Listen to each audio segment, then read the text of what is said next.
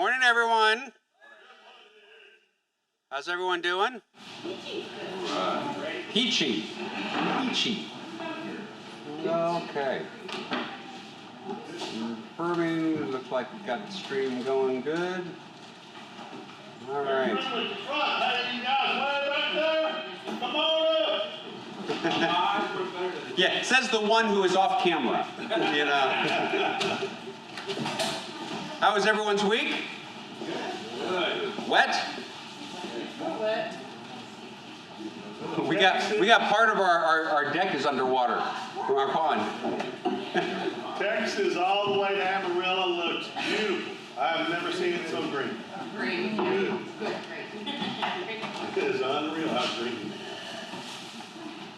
Anyone have anything to share besides the fact that it is Susan's birthday? Woo!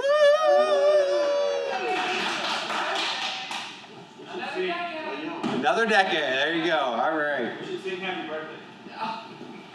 Happy birthday to you. Happy birthday to you. Happy birthday, dear Susan. Happy birthday to you. And God's blessings and many more. I'll have to do it again next year. Won't we all? Won't we all? Anything else? Okay. We are in chapter 12, verse 43. 12:43. So we already had a lot of the descriptions of the Passover and what was expected and everything. This is just a short little aside on part of that aspect, and then it gets into some of the consecration and whatnot. All right. Come over here. And Yahweh said to Moses and Aaron, "This is the statutes of the Passover. No foreigner shall eat of it, but every slave that is bought for money may eat of it after you have circumcised him." Now we'll get to the aspect of slave and foreigner in a minute. "No foreigner or hired worker may eat of it. It shall be eaten in one house. You shall not take any of the flesh outside the house, and you shall not break any of its bones. All the congregation of Israel shall keep it. If a stranger shall sojourn with you and would keep the Passover of Yahweh, let all his males be circumcised. Then he may come near and keep it. He shall be as a native of the land. But no uncircumcised person shall eat of it. There shall be one law for the native and for the stranger who sojourns among you." All the people of Israel did just as Yahweh commanded Moses and Aaron. And on that very day, Yahweh brought the people of Israel out of the land of Egypt by their hosts. All right. Anything you see there?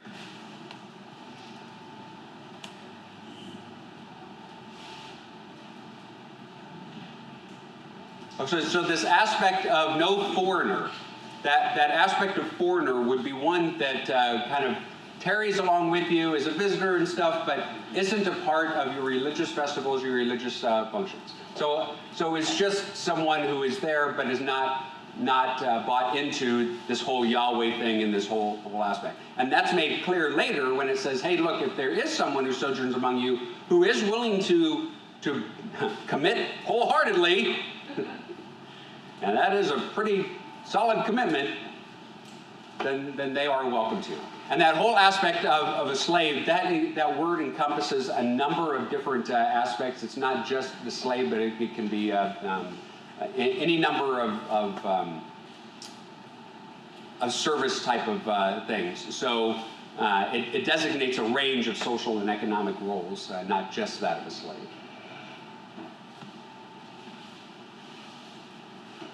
What about verse 46? Anything in there that you see interesting that harkens to? You shall not break any bones. Yes. Shall not break any bones. Why is that significant? Jesus was not, he had to be perfect. He could not have had any bones broken, so instead they speared him. Right. Yeah, they didn't have to break his bones. He died before they had to break the bones, so his bones were never broken. And that was a prophecy. No bones would be broken.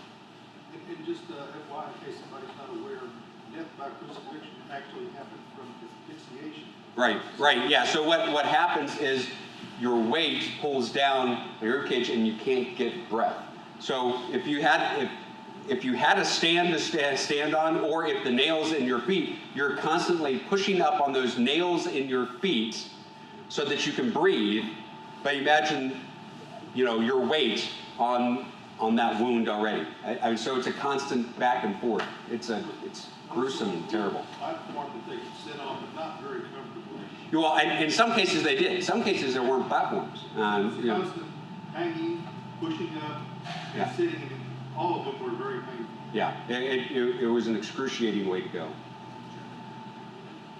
Why did it all have to be indoors, not anything taken outside? Well, because the angel of death was out there.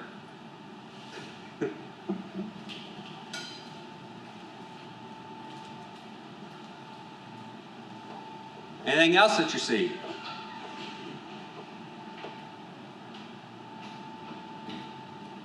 The tail end of that, when it says, prepare the people and by their host, what are the What verse? the very last one. 51. 51. Yahweh brought the people of Israel out of the But land. is it saying the group of people as the host? Or? Yeah, that's the way I read that. Ours one says by their divisions. So like by the tribe, by each tribe. Okay. Yeah, let's see, 50, that's 51.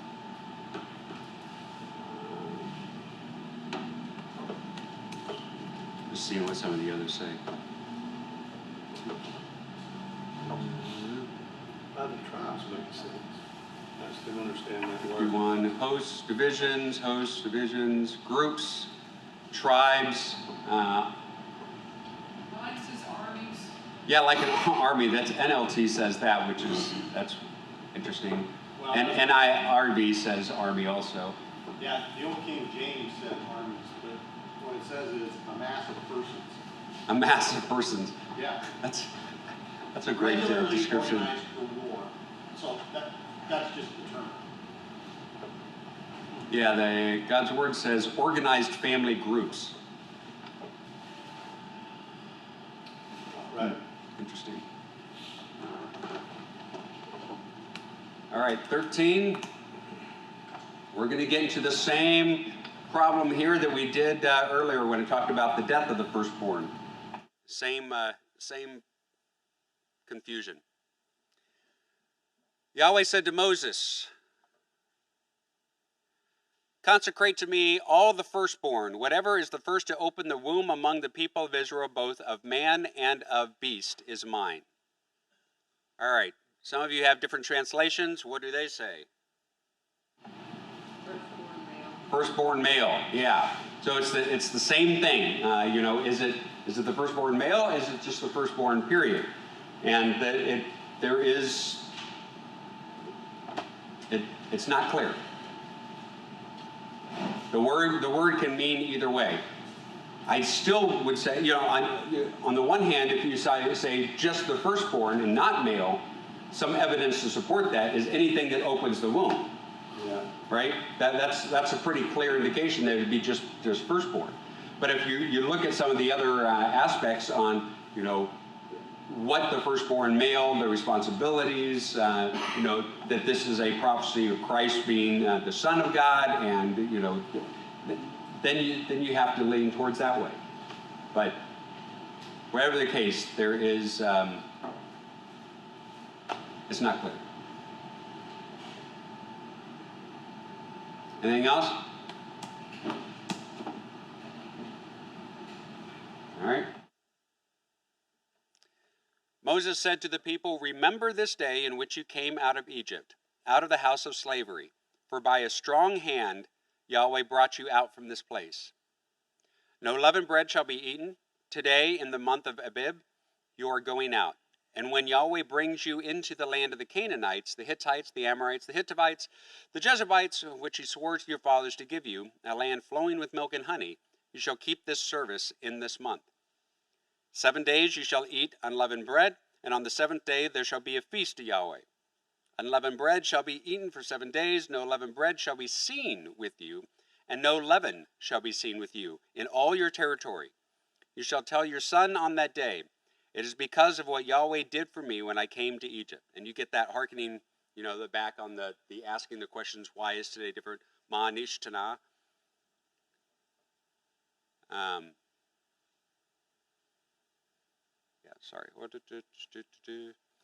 And it shall be to you a sign on your hand and as a memorial between your eyes, that the law of Yahweh may be in your mouth.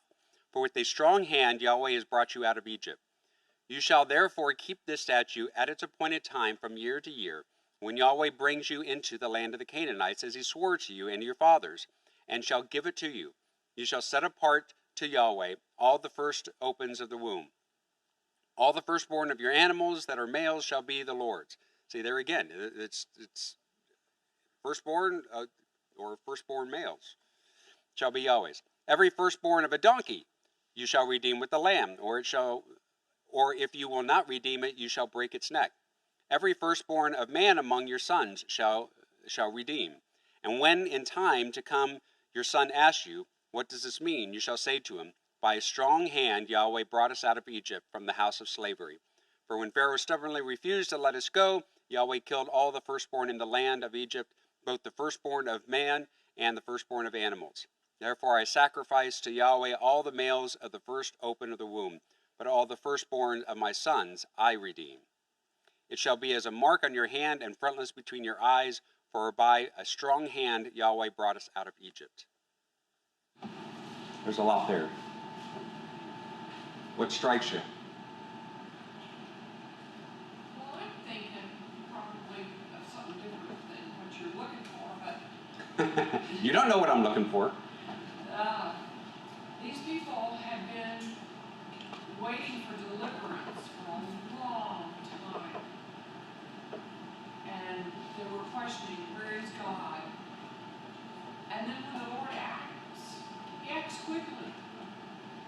Well, we don't know how long all of these things took, but certainly when the time was, all right, now. Angel of death comes and You be ready. We're doing Yeah. it now. So I think that maybe we should be ready to do that again. Well, it certainly does speak to the aspect now that every generation gets very complacent, and the thinking that, when is Jesus going to return, right? Do we really believe that he could return today? Are we ready for that, right? Because we're supposed to be. We're always supposed to be ready, but we don't. Are we, is this, when they're talking about buying firstborns back? To redeem them back? Yeah. So in some of the sacrifices, if you didn't have turtle doves, you could pay with some shekels, and you could buy the value back and give that in exchange for it. So that's what it's talking, that there would be an offering that could take the place in many of these situations. One of the things, what do you make of this? It shall be a mark on your hand and frontlets between your eyes. Yeah, they were called phylacteries. Okay. And it would be a little box thing that would be on your forehead and things on your hand. And it was a reminder of God's law and God's goodness and God's salvation. My son made a comment, and it made me think a little bit too. So why is this? And he said, why don't Jews still sacrifice today? It's a very good question. It's a very good question. Especially the Orthodox aspect, because and the answer comes back to, well, there's not a temple anymore to do that, because the sacrifice was only supposed to happen in the temple. It was at the tabernacle, coming up. It'll be the tabernacle. But once it was in the temple, that's where it was supposed to be. It wasn't supposed to happen. So now there were other ones around the land where you could kind of have many type of things, but really all of it was focused and centralized. So when the temple was destroyed, both of them, that became a problem. Why don't we rebuild another one?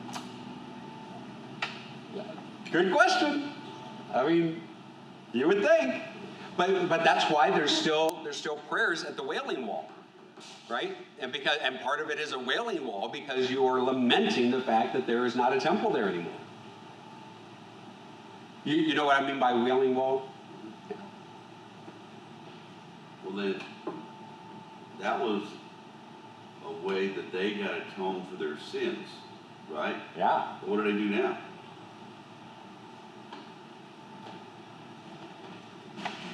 Pray. I mean, Well, they don't believe that way. there's still Yom Kippur, but that Day of Atonement, again, it was tied to the temple rituals. Maybe it's a financial sacrifice now? Well, see, there's a very big difference between the different types of Jewish,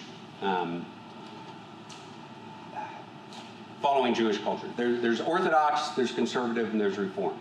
The Reformed, there is no Messiah coming. It's a utopian age that we're looking for. We're supposed to be nice. I mean, it's very liberal, very just wishy-washy, just, yeah. Conservative will follow more of the customs, more of the structure and stuff. And Orthodox, they're usually the ones you see with the big hats, the curls on their heads, full dress. They have separate life. Orthodox Jews were actually some of the first to come with more automated houses and stuff, because flipping a light switch is considered work. So if you wanted lights and stuff on the Sabbath, they automated some of that. Because it's only so many steps you can take. It's only it was very, very literal. So they have the separate refrigerators, one for dairy, one for meat. All of that type of stuff. But of course, it's all missing the pointing to who the Messiah is and the freedom that we have in Christ. The fulfillment there. It's also interesting to me, as big a deal as the Passover is for them, when you would think, okay, so they were celebrating the Passover every year from that point forward, and yet when you get to 2 Kings, you find out when Josiah comes in, they hadn't done it since the time of the judges. Yeah. Not even Yeah. during David or Solomon's reign did they Yeah. ever celebrate. Yeah, in fact, and in some cases, they're cleaning out the temple. They found this book of the law, and they're reading about it, and they're going, what? So it obviously had gone into very bad disuse, which is one of the aspects, is one of the main things that shows just how bad things have gotten, how far away from God and His law. Because this was supposed to be a central aspect to the faith, and it wasn't being done. Well, it's like you said, it's one generation away from extinction. Yeah. That's why every generation needs to re-up, right? And in fact, we see that before they enter the Promised Land with who led them into the Promised Land? Joshua. So when Joshua, when Moses and Joshua, before they enter the Promised Land, this comes in Deuteronomy, he says, look, it was not with your forefathers that God made this commandment. It was with you, all of you who are here alive today. And the problem historically is that wasn't the case. I mean, it was Caleb, it was Joshua, it was just a very few, and those who were under a certain age that were actually there. But what he's saying by that is that when God made His covenant, He made it with us, His people, for future generations too, and that includes you just as surely as it did your forefathers. And so it needs to be taken every generation. This commandment, this covenant, is not just something that happened then. It is for us to follow too. And that has vast implications when we celebrate communion, right? Because what was said by Joshua and stuff before entering is not just with them, it is with you. There's the concept in Hebrew that remember isn't just recalling. It's a reparticipating in. Like when you're looking at something, looking at photos, looking at visual, and you feel like you're there. It's that nostalgia. It kind of puts you back in that moment. That's kind of what remembering is. It is a reparticipation with the events that took place. So when Jesus says, do this in memory of me, it is a reparticipation with that event. It places us, we are celebrating just as surely when we celebrate communion, as that first Last Supper, as that first Lord's Supper, as that institution. It ties us with all of it together. That's why it's not just a symbol. It is a participation with. And that's why Paul says a little bit later in Corinthians, look, if we don't want you to be participants with demons and with the Lord. These are incompatible. It talks about participation with. Communion is a participation with the Passover Lamb of God who takes away the sin of the world. In my previous denomination, they said that it's... You can say Episcopal. I don't know that. That you're participating with the saints in heaven as well. That's true. This is one of the profound aspects of communion. When we participate, we are participating with all believers, past, present, and future. I mean, because the church is outside of time, because Christ is outside of time. So think about that concept. When I commune, I am also participating at the same table that my grandparents did and that my grandchildren will, God willing. Right? Through faith in Him, that's just a... the old liturgy is a celebration of the feast to come, This is the feast of victory for our God. Hallelujah, hallelujah. It is feast, not one feast.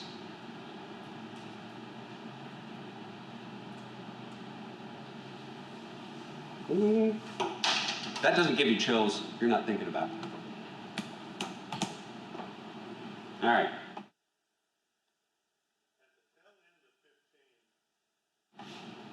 The last sentence, it says, therefore I sacrifice to the Lord. Of 15?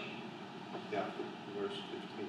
Verse 15. I sacrifice all the males of the first to open the womb, and the firstborn, the sons, I redeem. Yeah, there it says the males and sons. Male, yeah. that he sacrificed. I think by the preponderance of evidence, I think that it means firstborn males. Yeah. Does that mean that they lost the first of their flocks? In Egypt? Yeah. Yeah. I mean, the Israelites. No. Because You're talking in the plague, or are you talking here? I'm talking Passover because he says, I sacrifice all the males who have the womb, but all the firstborn of my sons are redeemed. So that makes it sound like... I think that's referring to the sacrificial animals. That's what I was thinking. The lambs, the goats, the pigeons, or turtle doves, those things. Without further, that's how I would take it. Did your online study go into any of that? No? It's looking at a totally different aspect. The way you said that, nothing to share there? Sounded objective. It sounds very interesting there. Sounds like there's more conversation there. It's like it's more an application than the Bible study now. We've already covered this book once before, like several years ago, and now it's going back. Okay. All right, 17. When Pharaoh let the people go, God did not lead them by the way of the land of the Philistines, although that was near. For God said, lest the people change their minds when they see war and return to Egypt.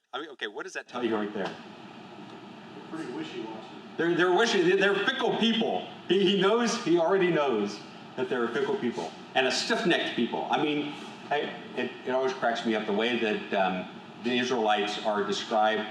Can easily be described as a bunch of us Germans too. We can be a pretty stiff-necked people. But also that there was war, that the Philistines were a war-like community, which you see time and time again later on, right? So he's trying to spare them from this, at least for now. But God led the people around by the way of the wilderness toward the Red Sea. And the people of Israel went up out of the land of Egypt, equipped for battle. Why were they equipped for battle?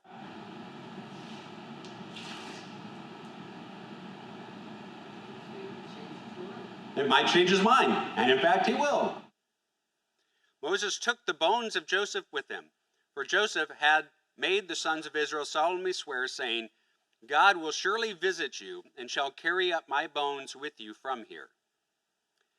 And they moved on from Succoth and camped at Etham, on the edge of the wilderness. And Yahweh went before them by day in a pillar of cloud to lead them along the way, and by night in a pillar of fire to give them light, that they might travel by day and by night.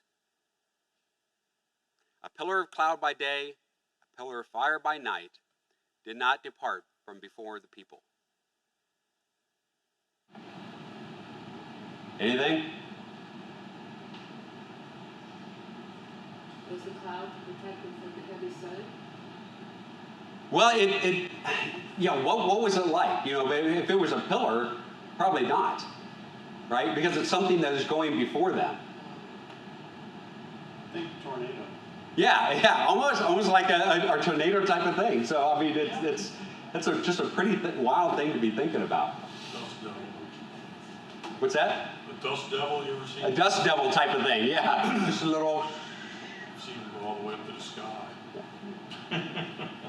But it did not depart from them. It was always there. And this is what blows my mind. It's not like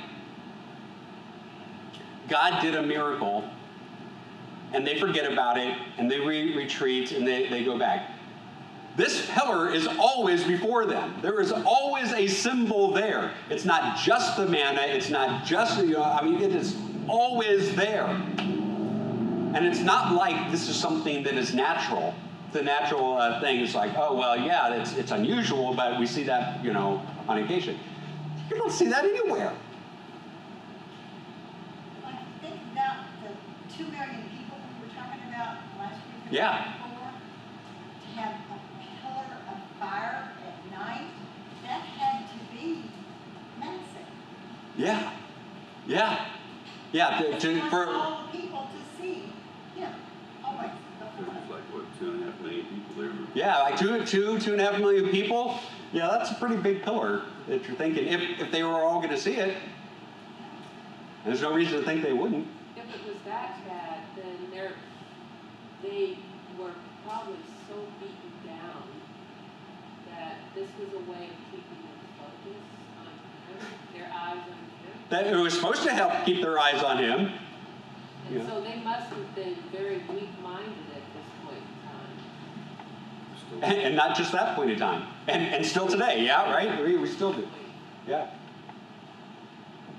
How blatant does God have to be, and even we still ignore it?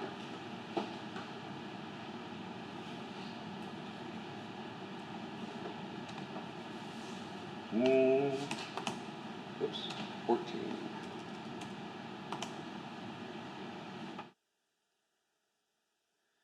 Crossing the Red Sea.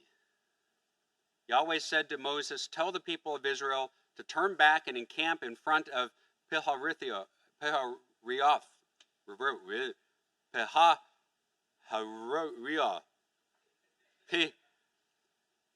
with Pi between Migdol and the sea.